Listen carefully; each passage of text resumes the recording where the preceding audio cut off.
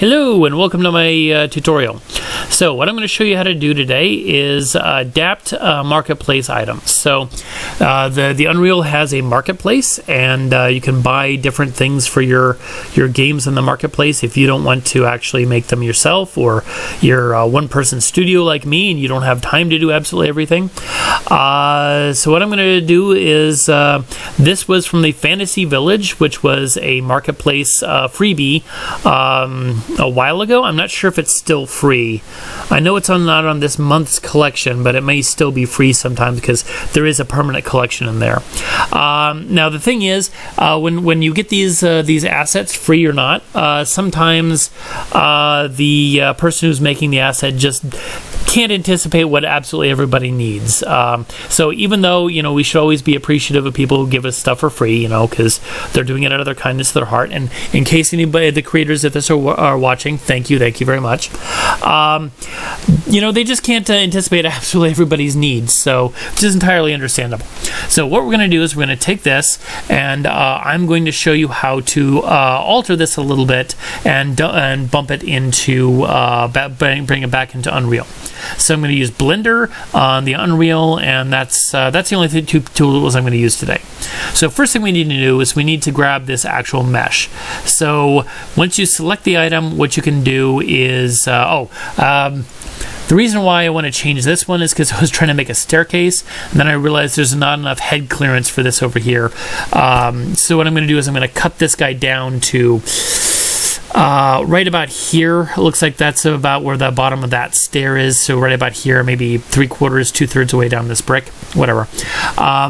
So what I'm going to do is I'm going to take this block here, and I'm going to click this little magnifying eyeglass, and that will take you directly over to where it's located in your content folder. I've already done this once today for this this section here. I took this section, I just cut it into a third. So I'm going to take this guy, and we're going to right click on this guy, and we're going to say Asset Actions and Export. Was it right click? It was right click. All right, so what I'm going to do is I actually had to do this video like once before, and then I screwed it up. So this is actually still this guy right here. I'm just going to re-export this because I'm trying to give a tutorial, and it just helps to see everything. We don't need to change anything here. This is all good. Export. Now, the other thing we need is the actual pictures, so we know where to cut this off. So what I'm going to do is I'm going to click on the castle wall texture, the material, double click on that one. I already had this open because, like I said, I already did this once before. And you click on that magnifying eyeglass again, and it'll take you directly to where that is. I'm going to say Asset Actions Export. Again, it's already located there because I did the video before, but I still need to show you how to export it. Okay, so just right click and then go up to that Asset Actions, Export. Everything should be fine. Now we're done with this for a moment. We're going to go into Blender. Begone default cube, get rid of it, and I'm going to do a couple things in this. So I'm going to do a horizontal split. So what you do is you hover over until this thing gets like this, and then you right click and then you say vertical split. Wait, there we go. Now I'm actually going to do a horizontal split. So again, same procedure. Hover over that, right click, boom. The reason why I did that, like I said, I made this material, this tutorial before, and I am just gonna, I know what I'm doing beforehand now, and so what I'm going to do is I'm going to show you the texture, it's going to show you the object, I'm going to show you the UV map. I'm going to explain what all these things are in case you're not familiar with what UV maps are. So I'm going to import film box, go back to my thing, and we're going to say that guy, that's the one. Import. All right. So now when you import it, you've got this sort of, these are both the things that get imported, and they're both imported in this sort of orangey. Now, orangey means both selected. If you have one of them in the bright orange, that means active. So both can be highlighted or selected, but only one can be active at a time. All right. So now what happened is when I did that, I brought down this, I brought down the, it imported the texture along with it. Now I didn't import the color map.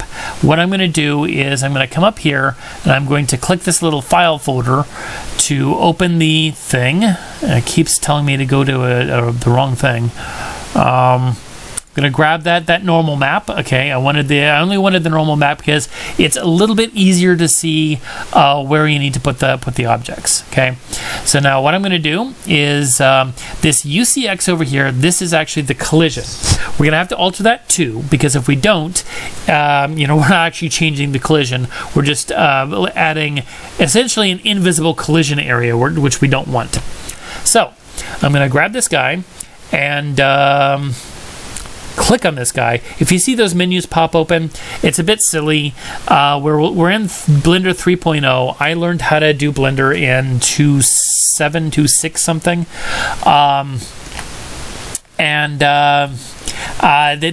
The selection keys were actually on the selection mouse clicks were on the different one. So sometimes I revert to the old one.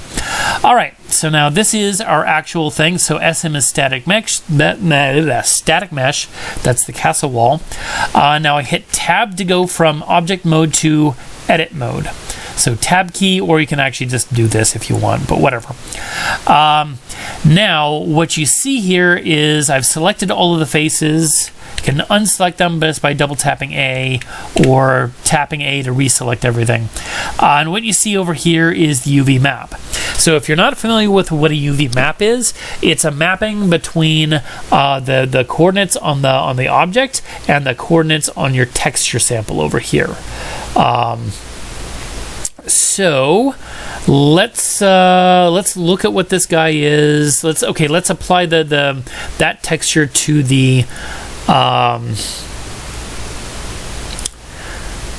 actual object, to that material, and of course it doesn't. It didn't. You can't see anything here. It didn't actually change it because we're looking at this in the solid view. So this happens every once in a while. When you open up a new tab, you're going to hide a bunch of things over here. That's no biggie. You can just move up to this little area over here, middle mouse button, and you can drag over to the buttons you kind of covered up. So I'm going to click on this guy, and it's actually going to show us, or this guy. So this is actually rendered mode. I actually want the material preview because I don't need to actually have it rendered as I do this. Now what I'm going to do is I wanted to put it somewhere like right over here. So what I'm going to do, I'm going to hit the keypad, the numpad 5, and that puts you into perspective mode. So tapping it again gets you, orthogonal mode. We're in perspective mode now. So perspective mode is how your eyes actually work. This is the orthographic mode or orthogonal mode. That is how blueprints work. Essentially, is when you're looking at it straight on the side. That's like looking at a blueprint. Now you can click the 3 on the numpad, and you can see it straight on the edge. And that's what I want to do. And what I'm going to do is I'm going to hold down the Shift, and I am going to right click, and that moves this little thing right here. Now this is the 3D cursor. And what I'm going to do is I'm going to show you a neat little trick to work with the 3D cursor. That's probably about where I want it. I don't need to be in orthographic mode anymore, so I'll just go back to perspective. Now, what I want to do is I want to move these guys up to where that 3D cursor is. So there are a number of different what are called pivot points that you can use with your things. So whenever you're moving an object or rotating an object or scaling an object, you can scale it by its center. You can scale it by their individual centers, which is what the individual origin is. Active element is a fun one. That's very useful in case you have one of these selected, and that's the active one. You can scale it to that. The other thing you can do is you can scale, rotate around the 3D cursor. Very useful trick to do. So what I'm going to do is I'm going to select the bottom. Why am I not selecting the bottom? Because I'm in vertex select mode. That's edge select mode. I want to face select the bottom.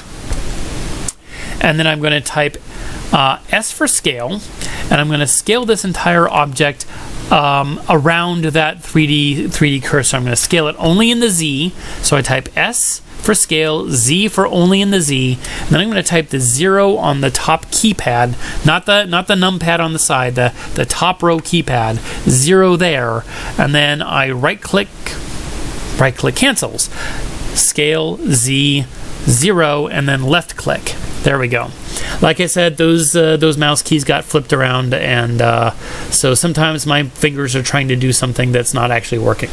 Muscle memory is good, but it can also mess you up if you have the wrong thing memorized. So that's about where we want it. Now you notice that this got squashed. Okay, that's because our UV map over here is exactly the same as it was. So you can think of a UV map as basically like taking a cereal box. I like to think of a cereal box, and if you highlight one of these edges over here, one of these faces, it'll show you which face it is on the UV map. So that's this one, and then this guy is over here, this guy is over here. So think about a cereal box.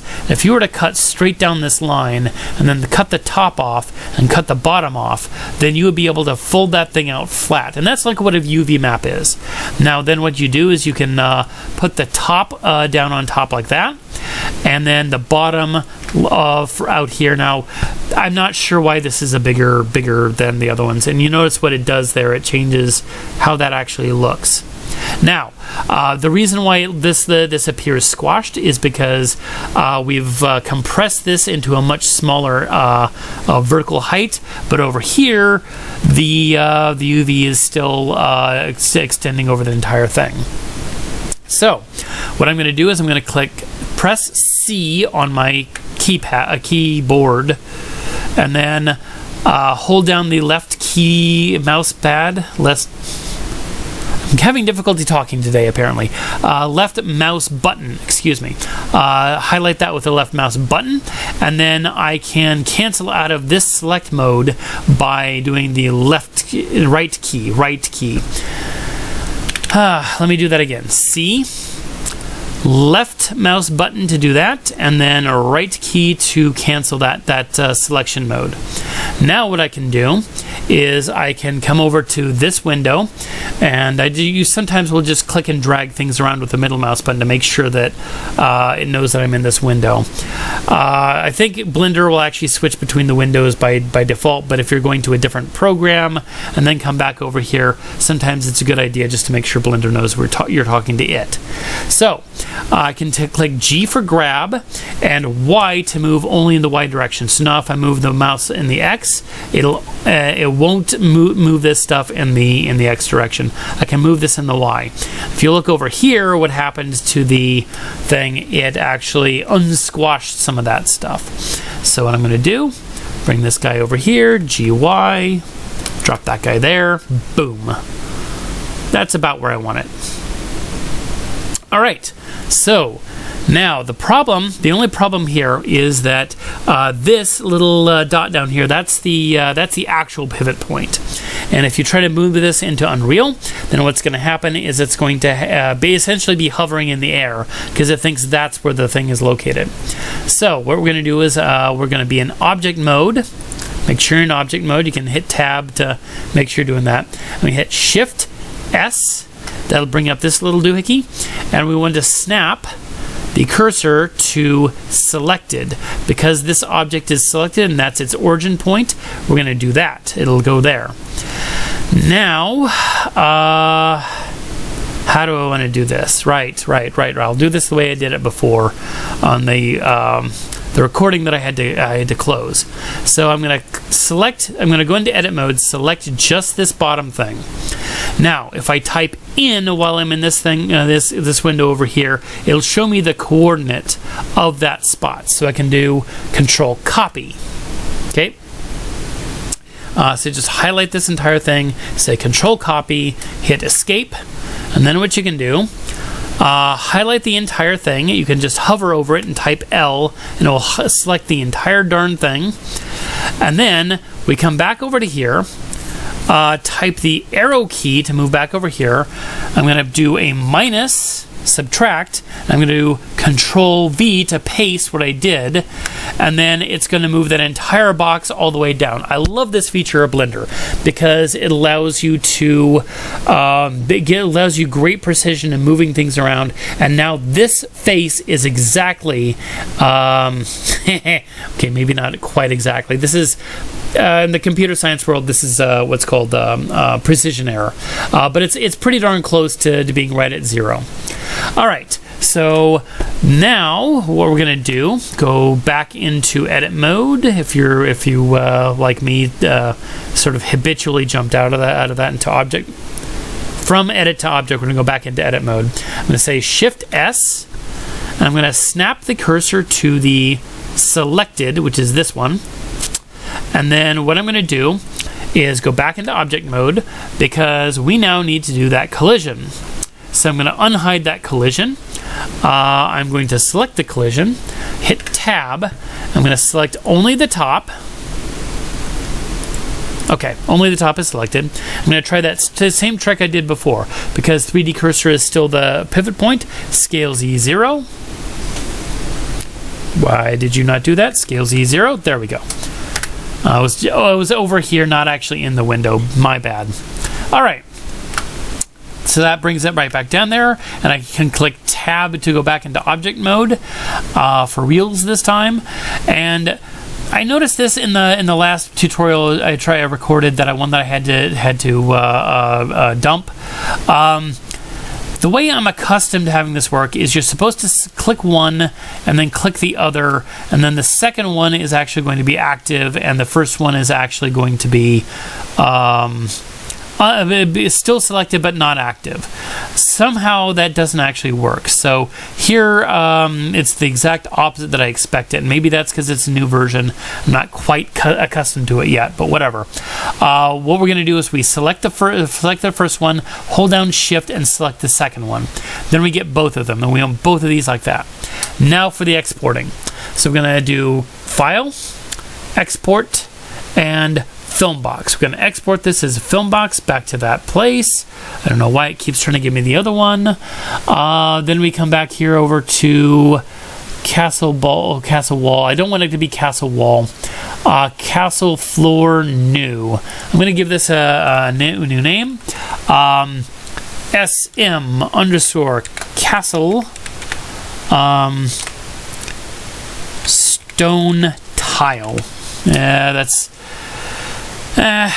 the best name I can come up with it off the top of my head. Now, what I'm going to do is I'm going to click Mesh.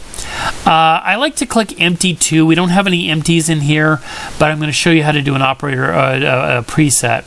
And selected objects. You need to have the selected objects. The other thing you need is the geometry needs to be smoothing face, not normal, not normals, only face. Now, I have a couple of presets, but I messed one of them up. UE4, and then simple mesh underscore W sockets. That's what that empty was for. We didn't have any sockets in this one or any empties, but I like to have a preset. If it doesn't have any empty, it's not gonna do anything. So I had one of these guys before, and I screwed it up. So whatever, just overwriting that one. What I had before is I had an armature. If it's a simple mesh, if it's just a static mesh, it doesn't have an armature. That was my bad. Anyway, we click export. And boom, we're done with Blender. Now we're going to go back over to my tab over here. I think I accidentally opened up Windows Store, which I don't want to open at the moment. So that was Castle Stone Tile, this guy. So now what we're going to do, we're going to hide our Blender, go back over to our UE4, and I'm just going to go back over to that going to go back over to that spot that I was at before, and I'm going to drag this over here and just drop him. You can also click the import. Now what it did is it popped up a window underneath this, which you can't see, but it popped this window up. This should all be fine. Just click import. And where the heck did that guy go? It was castle floor tile, something like that. Castle stone tile, and there it is. All right. So you've got your box. Now this is the default world grid material. We obviously don't want that. So what I'm going to do is I'm going to come back over to this guy. You have the material element. This is really cool about Unreal. This was really awesome, guys. If the Unreal people are listening, we're going to copy that. Copy the material. We're going to bring it over here. We're going to paste that material, and boom, there we go. Now, here's another cool thing about Unreal that took me a while to notice. If we select this guy here and have this guy selected over here, we can come back over to this window, right-click. Yes, it's right-click. And we're going to say replace selected actor with the stone tile, and boom, it replaced that with the stone tile. Now I replaced it exactly at the object location of the one we had before, which is fine. We'll just move this guy up. Boop, boop, boop, boop, boop, like that. Okay, I got a little bit of tweaking to do to get this in the right spot. I hate it snapping to a location. You can just do that. Undo the snapping, and that's fine. Now this little star down here says we should save that, so I'm going to right click. I'm going to say save or Control S, whichever. But essentially that's how you would do this whole process. That's it for today, and I will post more tutorials on Blender and UE4 as I think them up. Have a good day.